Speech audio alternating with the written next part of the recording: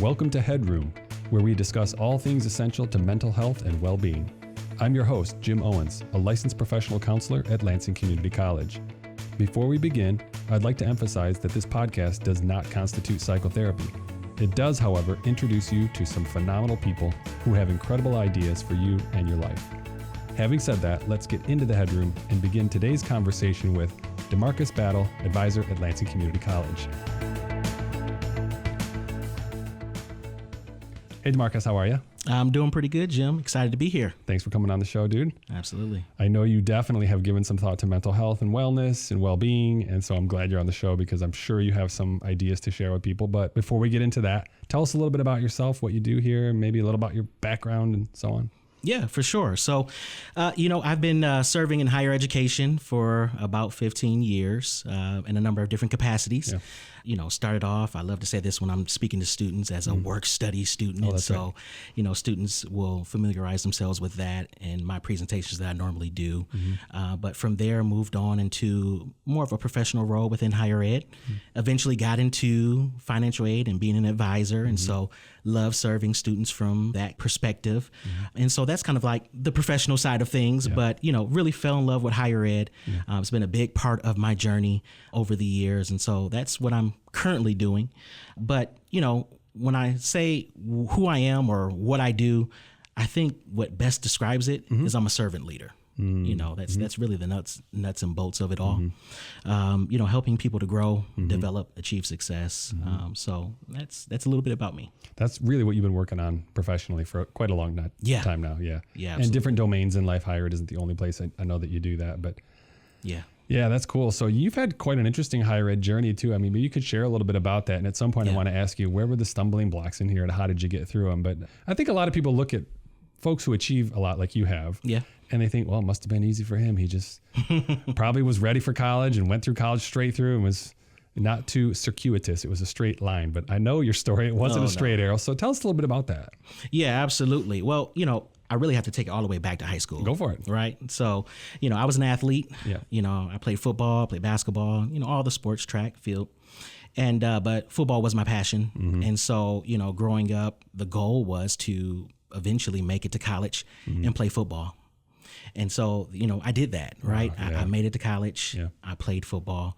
And when I got there, there were some ups, there were some downs, and that's life, right? And so going through those adversities really kind of exposed me to so many different things and really helped me to lean into another part of my life, which was my faith, right? And so that kind of served as a foundational, place for me is to kind of build upon that and, help me to get through some of those adversities. And so, eventually ended up shifting away from, doing football. And at that point, I'm like, okay, what am I going to do now? Yeah. Because football was such a large part of what I would term a part of my identity. Yeah. Right. And so now I needed to tap into some other facets of my life to really propel and go to the next place, right? What am I going to do now? Yeah. And so kind of figured that out, stumbled quite a bit trying to navigate through it, but eventually end up leaning into not only my faith, but some other areas of passion that I had, which was business. Yeah. Right. In high school, I wanted to be, this was my tagline. I'm going to be a CEO of a Fortune 500 company. Period. Right. Yeah. Period. So that's what I leaned upon. So I started doing some things in that business, marketing, sales, from some experiences that I had. But eventually I really leaned into people. Yeah. Right. I felt that there was a sense of purpose in serving people. Yeah. And so from that, I kind of, stumbled into the higher ed field. Yeah. Right. From a professional standpoint. And then, of course, my faith being really key for me, leaning into serving in that arena as well, serving people from that lens. That's an interesting switch, right? Because I think young people, they think I want to be successful. And sometimes that's measured by the Fortune 500 thing. It's dollar signs. It's sometimes status, something that your parents can brag about at the cocktail parties or whatever. My son is da-da-da, my daughter's da-da-da. But you said, I don't want to serve the dollar. I want to serve people. I want to help people go through this transition. That's obviously what you're still doing now here and in your church and so on and so forth. Yeah, absolutely. Yeah. Yeah. So what was something that almost stopped you from, I'm just picturing like you go off to college to play football. Your family must have just been like, wow, this is it. Yeah. You got a star here. That's right. Right? I'm telling you, like, and you eventually were like, the star isn't shining right now. It's coming into a different place. How did you manage that with, relationships? Because I imagine a lot of our students feel the pressure from their families. Yeah. Expectation of people. Yeah. Right. From people on our lives. Yeah. Can cripple us. Right. And I almost fell into that same trap. Yeah. What do I do now that the expectation was that I was going to play football and make my family proud, make my community proud. And when I felt a pull in a different direction, I didn't want to go back and tell all those people that supported me all throughout the years that I was no longer going to do that and I was going to shift to something else. Right. And so that fear really, it was huge. It was a huge barrier, but, eventually I got over it. I got, through it with the help of, some people that were close to me to help navigate. And here's the thing, oftentimes we think that the response from those who are in our support network is going to be negative.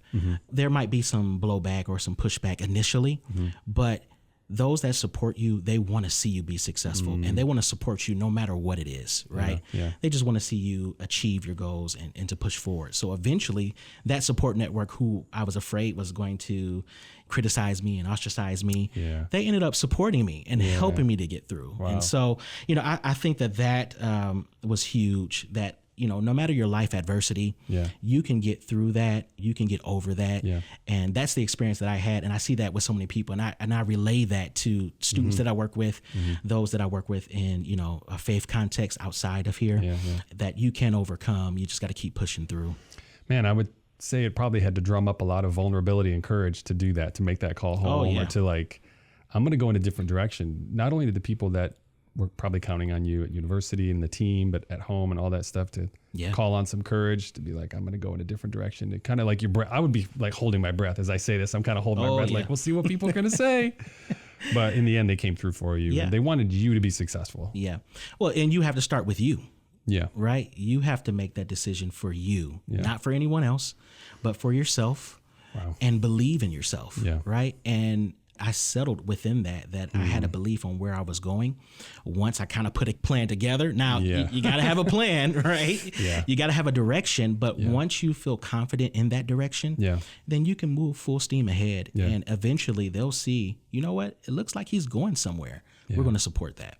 Well, I can relate a little bit in my own story when I first went to college to be an architect, and then I discovered, I think I want to be a counselor. But I remember thinking, I don't know if I can do that.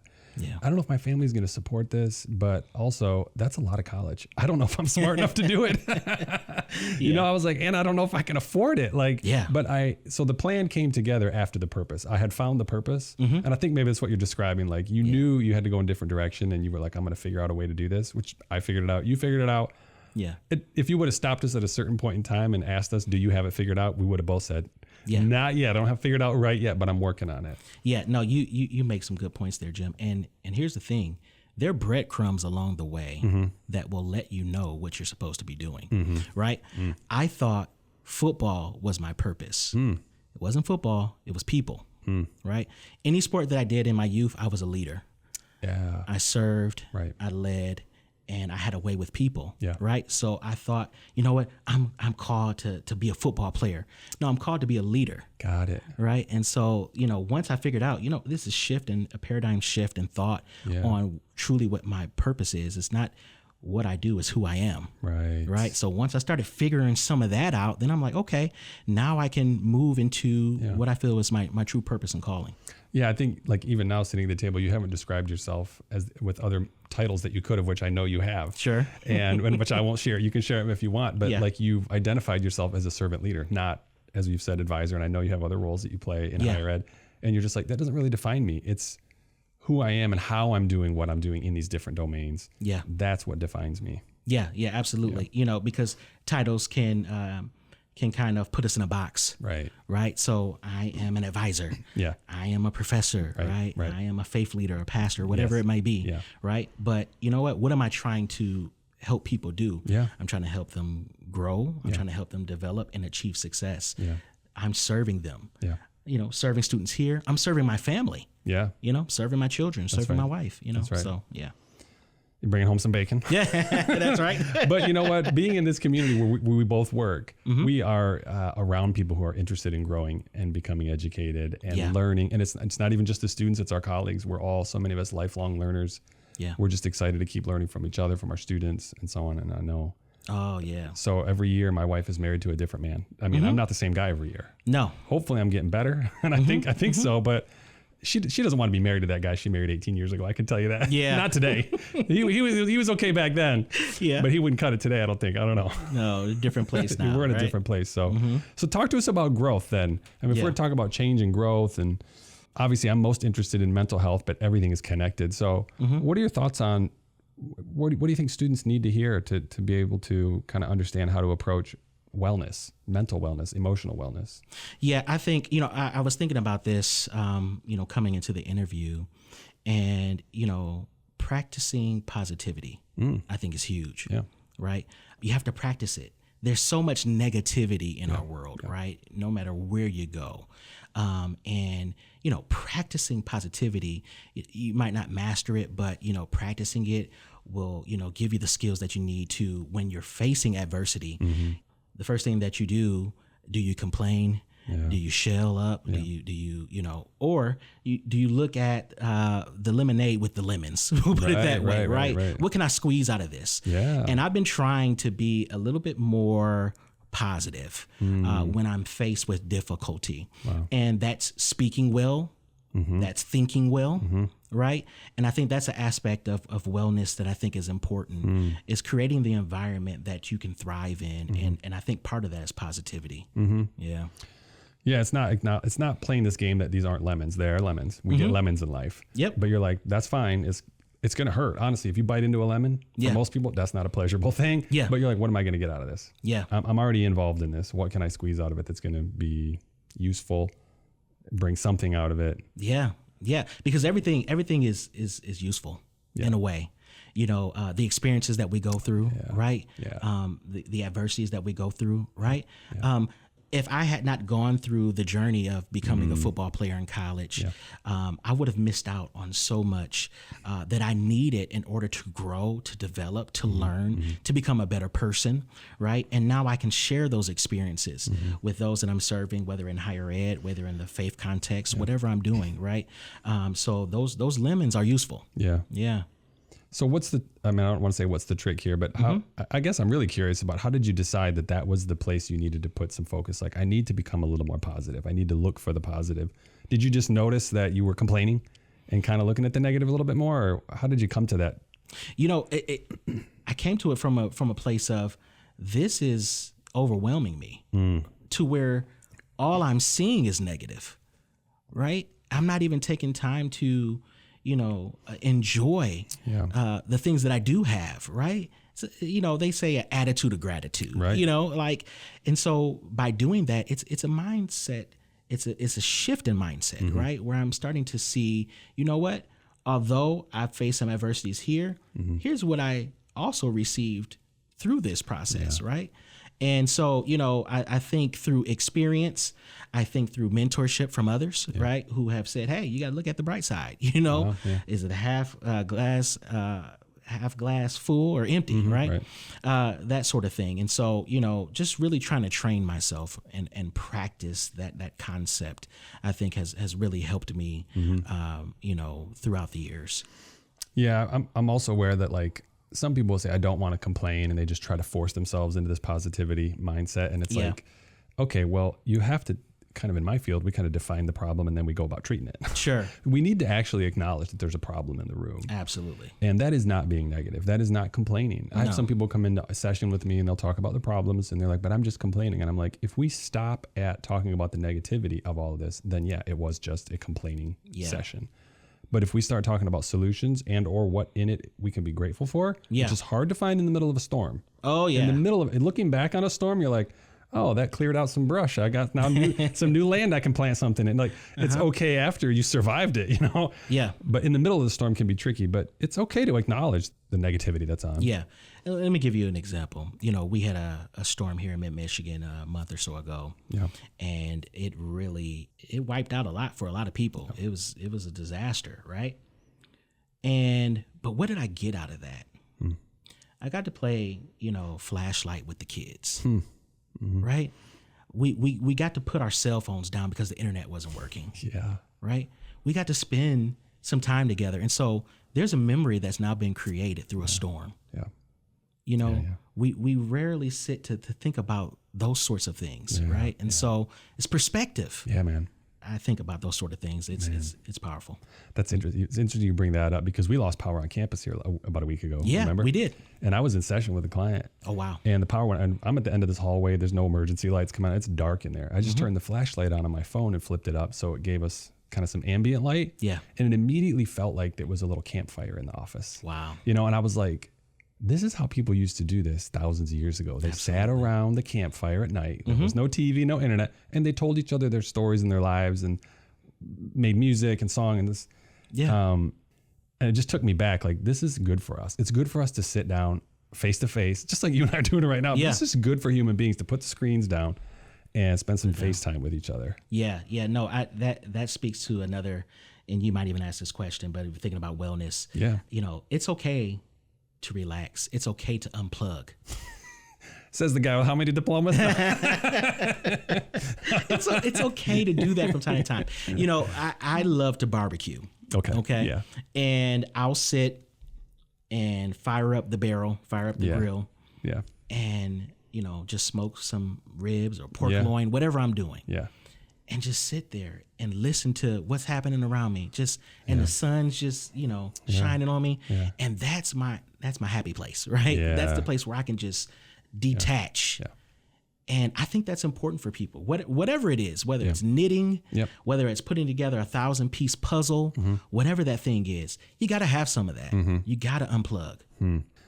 I think of like calling this the art of doing nothing. Yeah. Which I'm poking fun at you because I'm not much different. Like, we're both pretty determined people to get things done. And we're all about getting things done for other people, but we're busy. And it's good to hear you say that because I need to hear this from my colleagues and my peers. And you know me, so exactly. I'm always in I often wonder, like, this desire to achieve, wanting to do well, wanting to go to the next thing. Sometimes we want to go to the next thing too quickly. Yeah. Take time to enjoy the moment, right? Right. And we see this, I have kids and they're growing. Yeah. And, am I taking time to enjoy? Yeah. There's a concept that we teach, being in person, right? If you're at a party, are you taking all the selfies? Are you videoing the whole thing if you're at a game or a concert? Or are you enjoying it? I remember the first concert I went to some years ago. I won't date myself. Yeah, okay. I didn't have social media or record it with a cell phone. I had a flip phone, right? Yeah, right. I was so recreating that moment and sharing that story, it's in my head, it's in my heart, so it's funny. Back in the day, we used to, if we had a flip phone, we'd flip it up just so that the green LED on the T9 would be like the lighter for the concert. People are waving those right now. People are watching the concert through their phone screen. Yeah. Which, that's the experience you want to have. Go for it. And we love technology. We do. Yeah. Right? And you and I both do for sure. But yeah, there's something about that. It's funny we have to talk about being in person with people now because, again, we've been doing this for thousands of years. But we're not doing it as much as we used to. So you think we have to be more intentional about it? Like you said, with your kids, the power's out. Hey, we're automatically going to have more FaceTime. Oh, yeah. Yeah, absolutely. And so, like, am I the interviewer or the interviewee? We can do it either way. Okay. So here's something and this might be a good point to kind of wrap up with. You talk about relationships, right? I think there are 3 types that we all need.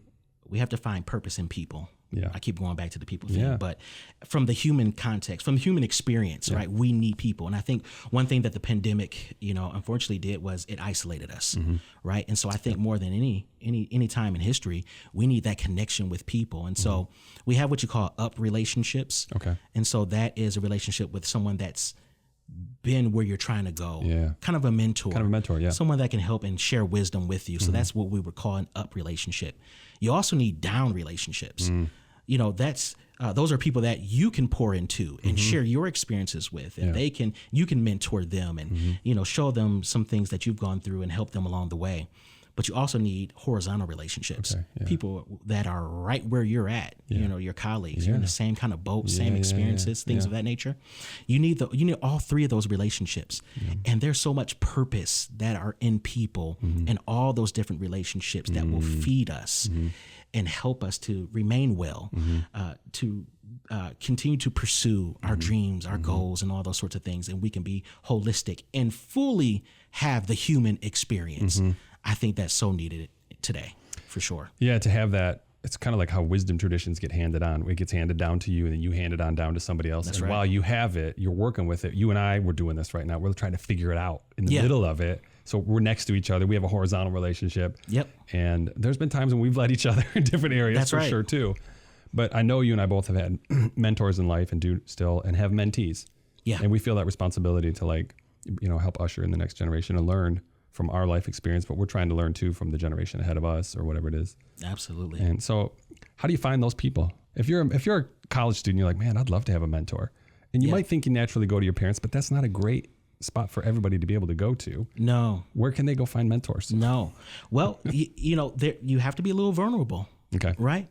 Willing to you got to be fast. You got to be what we would term faithful, accountable, servant-minded, and teachable, right? And so first, before you even gather a mentor, you got to be willing to be mentored. You got to be, when the student is ready, the master will present herself. There you go. I don't know where that's from, but it's from somewhere. It's from somewhere, right? Yeah. And so you have persons that are within your education community. Yeah. You have them in the faith community. You have them in different organizations, sports community, absolutely. But it's certainly something that if you're desiring it, I think it'll find you. Yeah. And so I say that we all need that, and you have it in a natural sense from your working environment, a supervisor, and even when they're not officially your mentor, you're learning from people. And so you have kind of unofficial ways of doing that and more, structured official capacities of mentorship. And I think you can find that. Yeah, I think this is really good advice, actually. And I've learned from it myself to have mentors in life. And I've had some that have been in my life now for 30 years. Yeah. Counselors who mentored me. And still I can call them and say, I'm not sure what to do with this situation or their issue. And they're like, me neither. I've been out of the business for 20 years now. But it's good to formalize these things a little bit too and to be intentional about it. But I think your point about being teachable. Yeah. That adopting a stature, I'm trying to find the right word here, but like a position of a willingness to learn, to be molded, shaped, because the other side of that is arrogance and pride, which is just like, I'm good enough the way I am. I don't need any instruction. Oh yeah. I just need to get what I need to get so I can move to the next thing. No, that's not. You're going to struggle. You're going to struggle. That's not quite what it is. Yeah. Right. And it's not so much, hey, would you be my mentor? Right. Hey, how'd you do that? Yeah. I've been trying to figure, I mean, the very subtle questions, that you can, kind of open up that engagement, that conversation to start gathering some of those things that you need in order to be successful. Okay. We got a few minutes left. So I'm going to ask you one last thing about perseverance or motivation. Sure. You've had challenges in life. I've had challenges in life. We've persevered. What do you say to somebody who's down and is just like, I just don't want to get back in the ring right now. Or I'm just tired. How do I persevere? What do you say to people? Because I know you've had people come to you and say like, I'm ready to throw the towel in. Yeah. Yeah. First, I always say, I hear you. Sometimes they know what it takes for them to get back up. Yeah. But they just want to be heard. Okay. Right. Yeah. So I always go into those types of conversations like, you know what? I hear you. I hear what you're saying. Yep. And if I feel that there's kind of an open door for me to speak more about my experiences, then I share those. And then I try to reinforce after hearing them, try to find out what's their why, Yeah, say more about that, would you? Like their why? Yeah, I think a why is a powerful thing, why you do what you do, and that I think is the fuel that's needed to push you forward, right? For me right now, my why are my family, right? Yeah. My children, my wife, they're my why. Yep. And, we didn't quite get to it, but, what I see myself doing from now to the future, I'm trying to build legacy. Yeah. Right. That's my why. I want to help my children grow to be successful and to be contributors to society and to, make a difference. Right. And so for somebody that's down and out, I want to affirm them, let them know that they're special, that they're unique, that they have purpose, and to let them know that they have a why. Mm-hmm. And if they don't know what it is right now, try to help them discover it. Yeah. I think people need to be reminded of that why sometimes, right? Because we discover it, and sometimes it changes a bit. I don't know if mine's changed a lot in a long time, actually. I think probably because I'm in my passion, I love what I'm doing, and I know you're in the same place. Yeah. And maybe it took a while to find that, but there are still times in my life now where I need to be reminded of it, because work, we get overloaded sometimes. You know? Sure. And sometimes work turns into a job. I hate to say it. Oh, yeah. You're just like, man, I'm just running from one thing to the next right now. Am I enjoying this? Not right now. No. I'm busy. Nope. And you know what? That's fine. We don't always enjoy, what's going on in life, and people need to have that humanity. Like, okay, you know what? I don't feel happy, or, I'm having a tough time, right? But that's why conversations are important. That's why things like this podcast are important, is reminding people of that why. Wow. Well, thanks for coming on the podcast today. Thank you everyone for joining us in the Headroom. Thank Demarquis again for sharing your wisdom. I know you've given a lot of thought to these kinds of things, so I appreciate you coming and sharing them with everybody who's listening. Thanks for inviting me. Yeah, man. And speaking of which, everyone who's listening, if you like some one-on-one help with your mental health, you can actually come. If you're an LCC student, you can get free personal counseling. And if you're currently enrolled, you can come on down and learn more at lcc.edu/counseling. Thanks for listening, and we'll see you next time in Headroom.